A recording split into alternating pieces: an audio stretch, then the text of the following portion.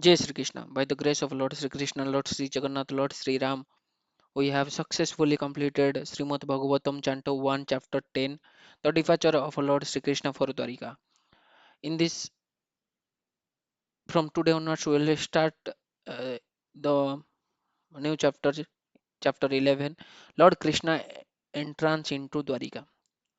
So, here in the verse 1, it is mentioned that Suto Vacha Anaratan Sa Upavrajya Sardhana Janavadan Swakan Swakan Dhamau Daravaram Tesam Visadham Samayana Iva. So here it is mentioned.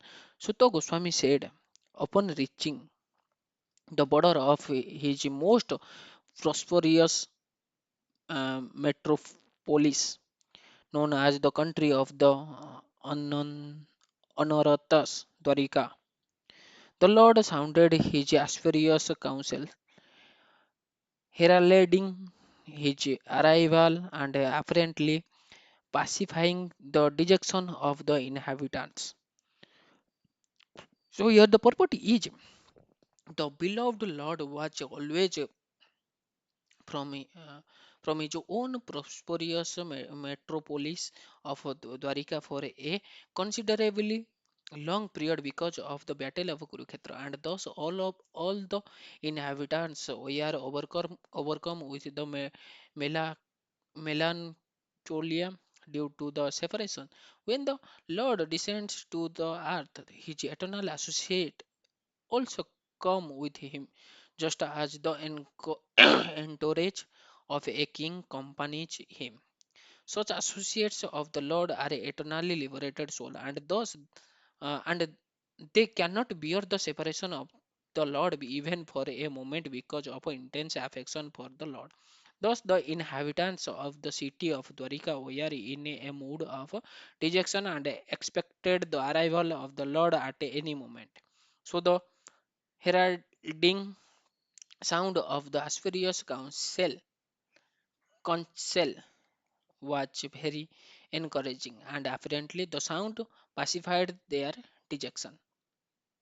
They were still more apparent to see the Lord amongst themselves, and all of them become alert to receive him in the befitting manner.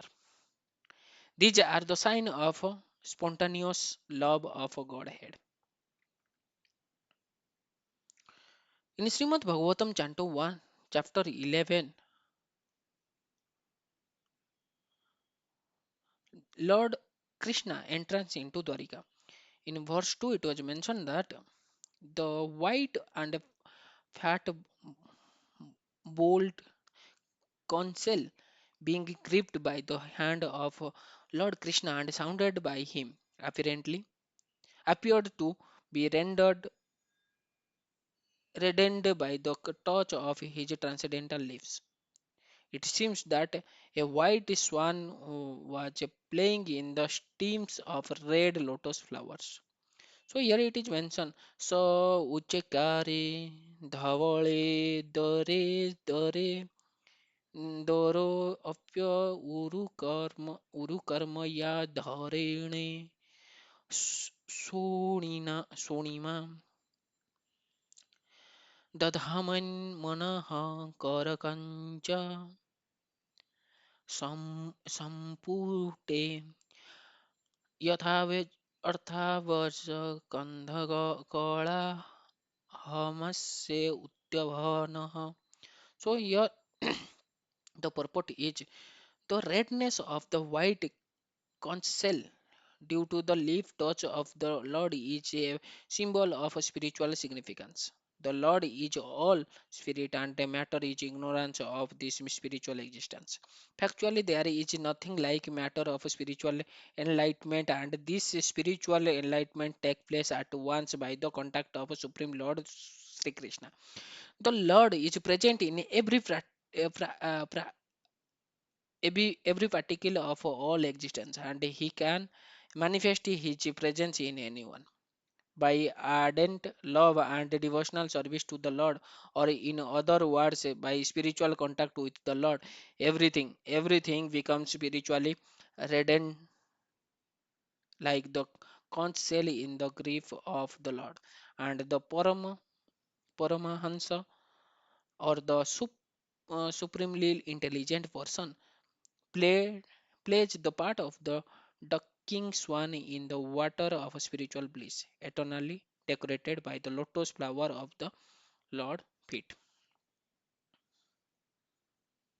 So in the verse 3, it was mentioned that the citizen of Dwarika, having heard that sound, which threatened fear personified in the material world, began to run towards him fast, just to have a long desired audience with the Lord, who is the protector of all the devotee. Tam tam upasrute निनंद जगद जगद भये भय भयम प्रत्युदयु प्रज सर्वा भर्तर दर्शन Lalas.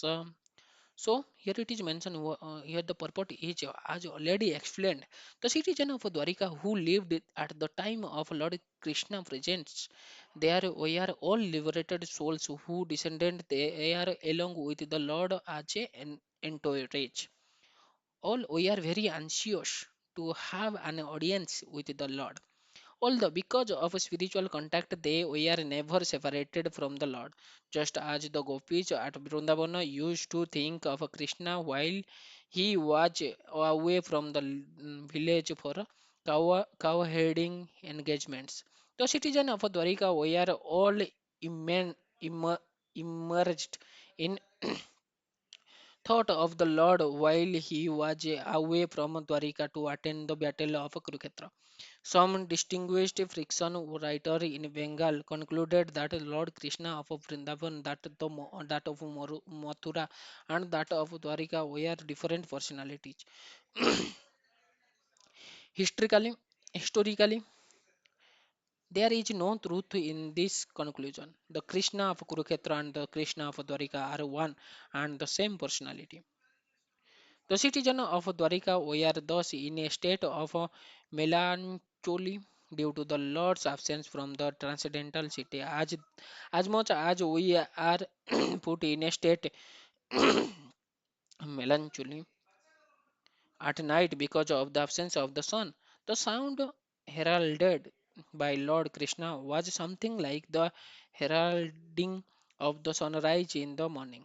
So all the citizens of Dwarika awoke from a state of slumber because of the sunrise of Krishna, and they all hastened towards him just to have an audience.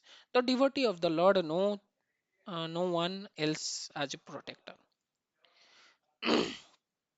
The sound, the sound of the Lord is identical with the Lord, as we have tried to explain by the non-dual position of the Lord. The material existence of our present status is full of fear. Out of the four problems of a material existence, namely the food problem, the shelter problem, the pure problem, and the mating problem, the pure problem gives us more trouble than other.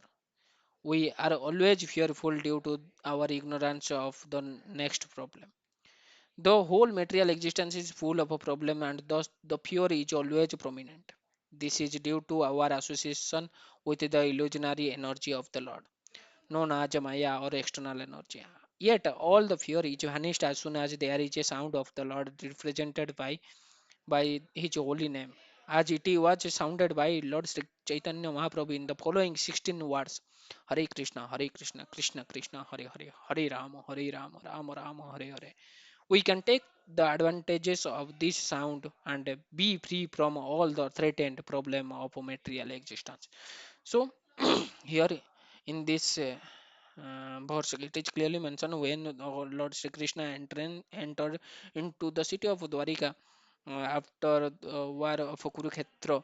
Uh, how the people of Dwarika welcomed him, and they know, as they are all the devotee of Lord Sri Krishna, and they know no one else is protector else than him. And again, it is pointed out that the fear problem, there are four problem in life, that is your food, shelter, fear, and mating. But the fear problem is always prominent, and to vanish that fear, we need to following the 16 word Hare Krishna, Hare Krishna, Krishna Krishna, Hare Hare, Hare Rama, Hare Rama, Rama Rama, Hare Hare. And we can take that these advantages of this sound and free from all the threat and problem of this material existence. Jai Jagannath, Jai Sri Krishna, Jai Sri Ram.